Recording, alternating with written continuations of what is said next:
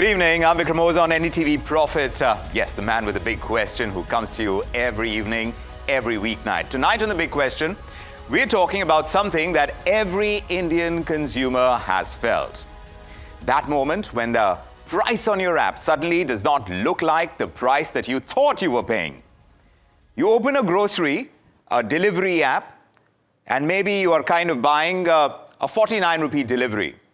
And right at the end, it becomes 129 rupees with a platform fee, with a packaging fee, with a handling fee.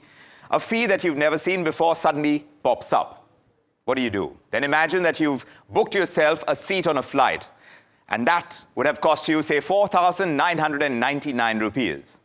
And after seat selection prompts, the web check-in prompts, the convenience charges that they charge, somehow you end up paying not 4,999 rupees, you're paying 6,300 rupees. So voila, just like that, the price has gone up. Or your OTT subscription. It renews automatically because the cancel button is hidden 3 menus deep. Or that countdown timer on a sale that resets magically. Every time you reopen the app, it resets itself.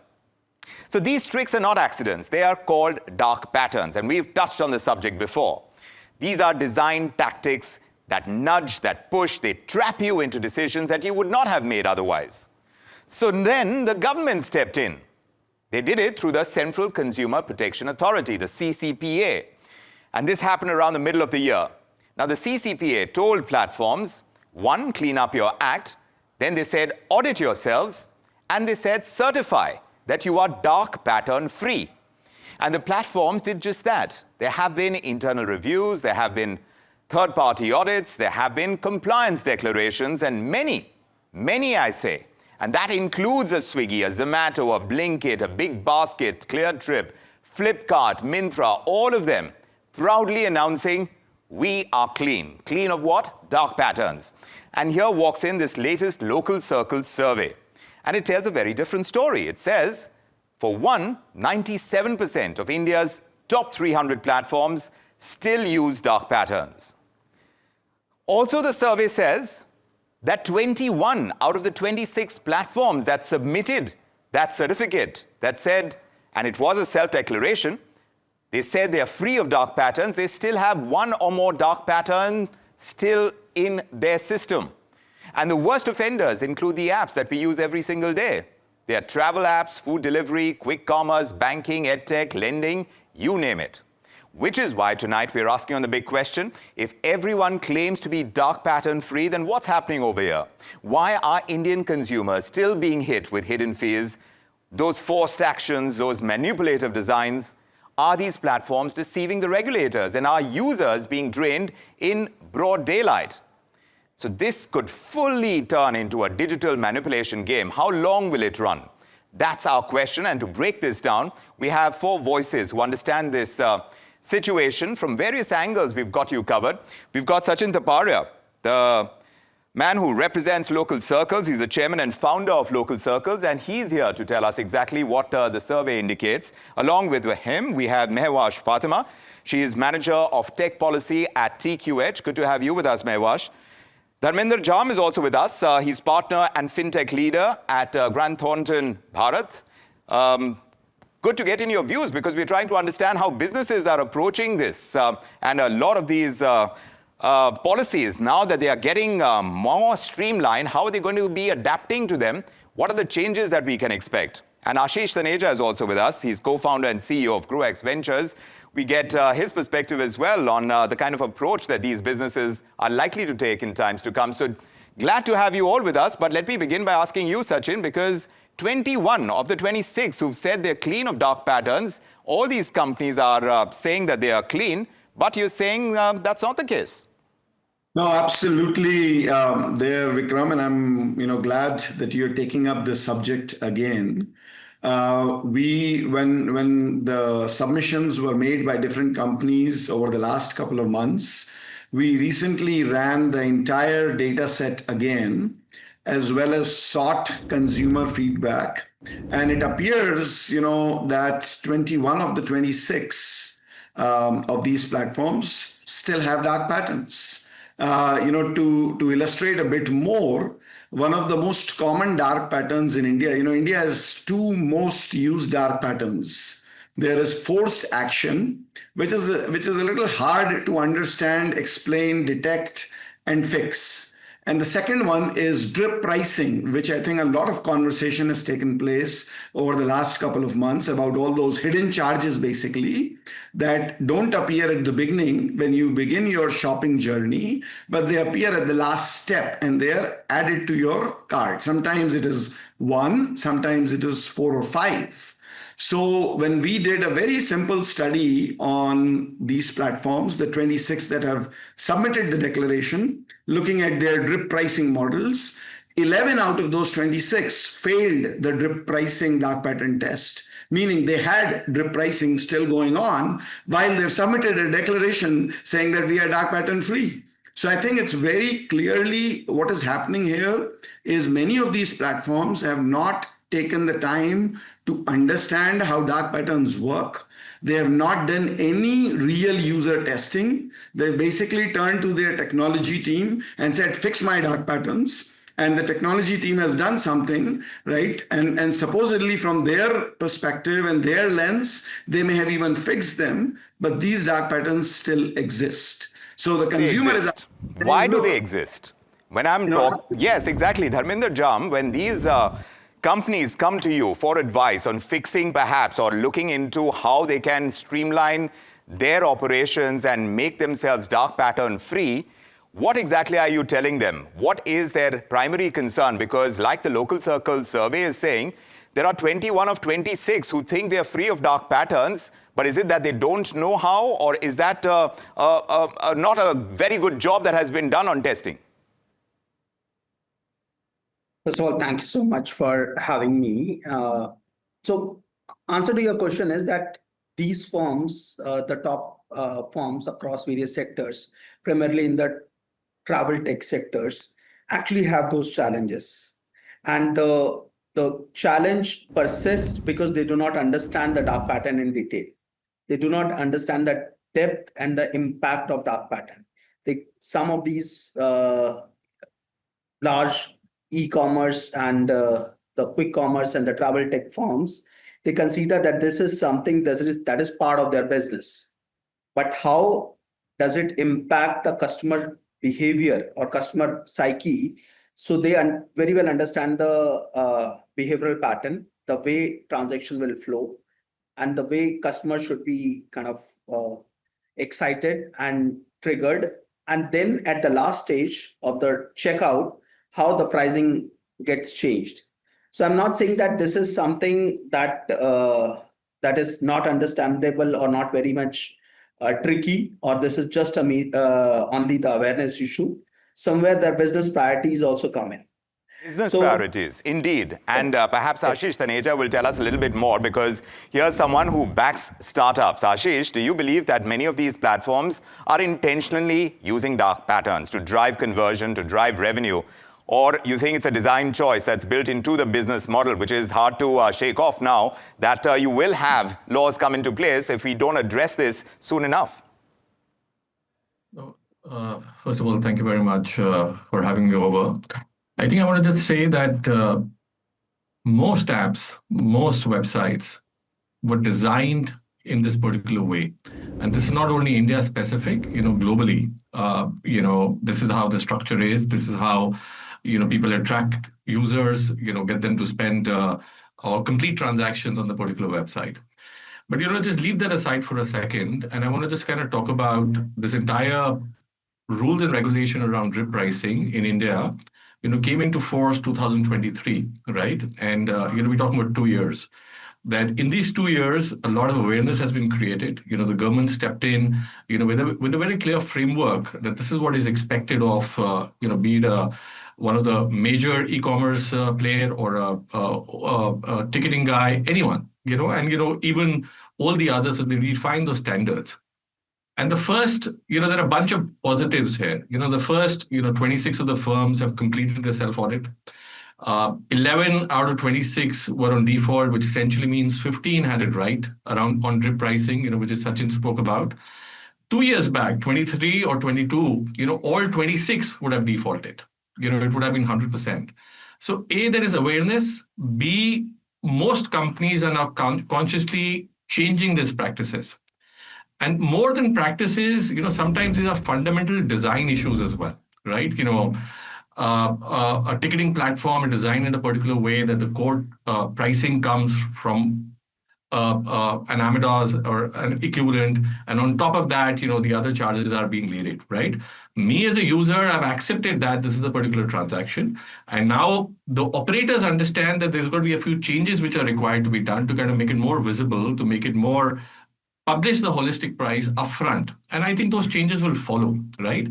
It's a journey, and I think we need to accept that we can't change it within hours. We've gone through 2 years. A year later, when you're sitting down here, you would see that maybe the default rate has gone down, right? The other aspect which I want to highlight is that the government's imposing penalties, right? I read somewhere that Rapido had to pay a certain fine. A couple of other platforms had to pay a particular fine. And like it or not, once some of these corporates or organizations take bullets on the back, that's how you learn, right? That's how you make those change. So, both carrot and stick will come into play, and, consumer awareness, understanding the framework, creating the designs accordingly, some fines being imposed, those challenging situations being addressed, and therefore the change will happen, right? So we're moving in the right direction, and I think that should be acknowledged. So it's not a practice to cheat users, that's what I want to say, but this is how the businesses are built. And, now we're asking for a fundamental shift, and I think, things will follow. So not designed to cheat is what we're hearing from Ashish. Mehwash, I want to ask you if you agree with what he says, because he says this transition itself is going to take some time. It's not like something you can wish away, and it will need to be standardized. All of them may not perhaps do it at one go. What is it going to take? And do you think this self-regulation model, where you're doing checks and then coming out with declarations, this is after the CCPA put it out in the middle of the year. Do you think that fundamentally works? Because if, like Ashish is saying, it's going to take penalties for the big change to happen, then is that the direction we need to move in to see any real shift in the approach to dark patterns? Right. I think I'm completely aligned with him where he identifies the trajectory of where we were some time back versus where we are right now. So clearly there is improvement. At the same time, I also feel that this conversation on dark patterns needs a bit of a balance. Like he was pointing out, we already have the guidelines in place. We have some identified practices as dark patterns. And now regulations of any kind beyond this is only going to be at the cost of ease of doing business. And that too without guaranteeing an improved consumer outcome. So when we don't know if added regulations, there's no guarantee of a better outcome. I think self-regulation and self-audit is the right way to go about it as of now. And one additional thing that we need to keep in mind and we need to understand is that when we talk about e-commerce in India operates in a very competitive market. In this market, I think the switching cost is almost zero. However, the reputation loss is instant. As a consumer myself, I wouldn't think twice before switching platforms and moving from one e-commerce operator to another. So reputation and customer trust. But Mehwash, what do you do when all of them are doing it? How do you switch? But I wouldn't say that all of them are doing the same thing, because we also need to understand the difference between inconvenience to a consumer and something that is legally defined as a dark pattern. There's a distinction between the two. So if our platform is using or indulging in an innovative commercial practice which improves user or quickens its decision-making pathway, then I think it can't always be manipulative or exploitative for the consumer. It might be inconvenient, but it can't be manipulative. So that distinction needs to be kept in mind. Yes. If we see, yes, go ahead. And if we see the design element that Ashish was explaining, even the design element is very, interface is what makes a platform unique. The interface and how it's designed, how the user interacts with it is what makes one platform better and one platform more desirable than another. Right. So user interface, of course, is going to be one huge factor. But in your survey, Sachin, just tell us exactly how it has appeared. Because like both of them, Ashish and Mehwash, are pointing out that there are different mechanisms that these platforms use. Some may be considered manipulative, others may not be. So is that variance coming through? Because you mentioned drip pricing as being the most dark pattern that is seen across the board. But there are others as well. So how do you differentiate between the ones? So it's very clear, and the consumer, what we have seen through surveys here, Vikram, over the last couple of years, is it is very clear to the consumer. There are certain practices. Let us say, for example, I like a particular product, for instance, right? And the platform shows me related products, basically, basis what I've put in the cart or what I've purchased in the past. People are not classifying that as a dark pattern. It assists them in their shopping journey, to the point that Mehwash had made earlier.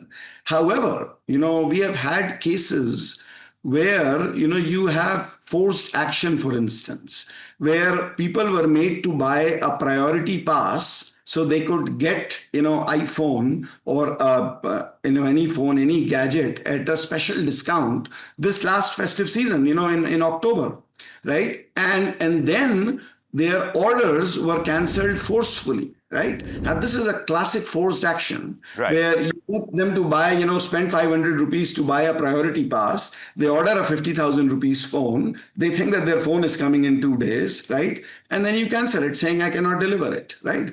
This is what people are upset about, which is these practices which are designed to manipulate them. And I think it is these practices that we are talking about fixing. Right. Charging any charge as part of your transaction, that you're doing with the consumer is okay, as long as you disclose it upfront, as long as you say that, look, additional charges may apply based on the choices that you make. Right. It's a very, very simple way of fixing and making things transparent. And I think that is all what we are asking for. Transparency. That is absolutely. And I think this is where I believe that, we need to move from this self-regulation model to the government taking some actions. I think Ashish touched on it, because remember, the legislation came in November of 2023. Yes.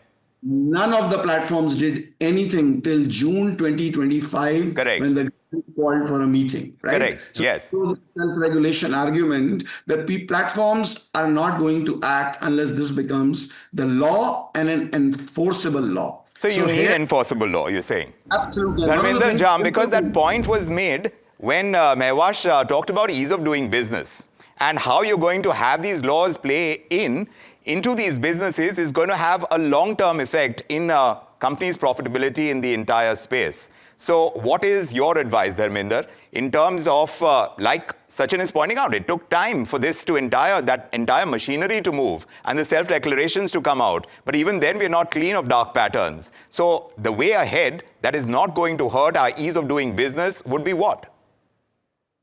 Okay. So as mentioned by Ashish, that gradually things have improved. And the way there are 13 dark patterns which were identified by and notified by the Department of Consumer Affairs as illegal. And out of those 13, we are seeing only in 2 dark patterns, these violations are observed. So we have reduced, and the number of platforms which are doing is also reduced. And sometimes we foresee that this is a dark pattern, but actually it is not. So those dark patterns are validated by data. So I give you an example like false urgency. It may be shown that 2 rooms left or few tickets are left. Actually, there may be 2 tickets. So this has to be done by a third-party review or audit to identify whether it is existing. Now, coming back to your question that how much or the percentage of business or the consumer traffic is impacted by removing the dark pattern. In my view, that this is a short-term analysis. Long-term, if you build a fair platform with removing all these unfair customer acquisition practices called as dark pattern, long run, the revenue would be much higher. Short term, you may impact because you may be the first adopter and others may follow soon. But you'll build that trust. In short term, you can acquire customer for one transaction, but in long term, the customer may not come to you because you acquired the customer or acquired the transaction in a falseful way or a fake commitment. So this is a long-term journey. Long-term journey. That's something that Ashish said as well. But Ashish, you think stricter enforcement could kill the innovation? Do you think it could actually push Indian startups to become more globally credible as well? Because now that's another area. Right now, you're trying to build trust. And this is e-commerce that we're talking about, which has taken off in such a huge way in India. If it has to grow at the pace and the scale that it has in the past, then to regain trust after these dark patterns have come out is going to be a very important piece for these startups, for the e-commerce platforms. How do you think you can do it without killing innovation, without it hurting business? No. So, I don't think, we're dealing with a situation where, this particular framework will cut down innovation, right? Or that, you kind of have a structured approach to solve for it that would mean a decline in consumption or transaction. I don't think so any of that is happening. I think maybe someone needs to do a survey. I would imagine that 90% of the users who are transacting online, they are aware of these kind of practices. They are expecting that, as you can conclude the particular purchase journey, there will be additional charges. So they're conscious of that. And we seeing as users that the systems are getting better, right? But you're absolutely right around building credibility, building trust. At a personal level, I moved away from platforms because I wasn't, as a user, excited about the practices they had to, take away an extra 10 rupees or 50 rupees or 100 rupees on charges from me, without a clear, transparent, particular way. And I think that's going to happen. Again, I read somewhere that Meesho is one of the company which, in a way, cleared all the requirements. They kind of completely complying on that. Like Meesho, there'll be 10 others which will come into play. People will read about those practices, and therefore traffic will move into those platforms, right? Others will follow. And it's the larger companies, the market leaders who will set the standards, which essentially means that, the smaller ones, the people who are engaged in these kind of practices, will continue to lose traffic over a period of time, right? And the enforcement needs to be all encompassing, an element of self-audit, which is happening, the kind of assessment local circles done, that's important. Maybe there'll be an AI tool at a personal level, which allows you to kind of, ahead of closing a particular transaction, tells you or warns you or highlights the gaps in a particular transaction, very similar to what we have our own antivirus software as an example, right? Yes. Innovation will come in different ways, right? Yes. So all of those are in the realm of possibilities for the future, Sachin. But in the meantime, like Ashish is also pointing out that sometimes it's very frustrating. You don't want to be on a platform that appears to be cheating you, even if it isn't actually speaking. But to come across like that, to build that trust, how much of that is getting reflected in the kind of practices on dark patterns that are being followed right now? What are user patterns showing in themselves in terms of the kind of activity that they do, the transactions that they do transact on these platforms? Is there a shift there? So, there isn't a shift there yet, Vikram, but I concur with a bit of what Ashish has said about that some users, when they have these kind of experiences, they tend to move away, and many of them, don't give it, that particular platform, a second chance. So I think this will, once we have a first mover in every category, this will lead to, folks who are following standards will rise, their volumes will go up, and the folks who are not fixing these dark patterns, I think they are going to see loss of business. However, I must also add here that this is not just about e-commerce. We have studied 30 different sectors, Vikram. Online booking, online payments, airline booking, IRCTC. I mean, dark patterns are everywhere, and they're not reducing. I think Dharmender pointed out that maybe there is a reduction in dark patterns. They aren't. Out of the 32 categories, some 20 categories or 21 categories or sectors have 7 or more dark patterns. So it's extremely rampant. I think we have to use a combination of these self audits and some enforcement.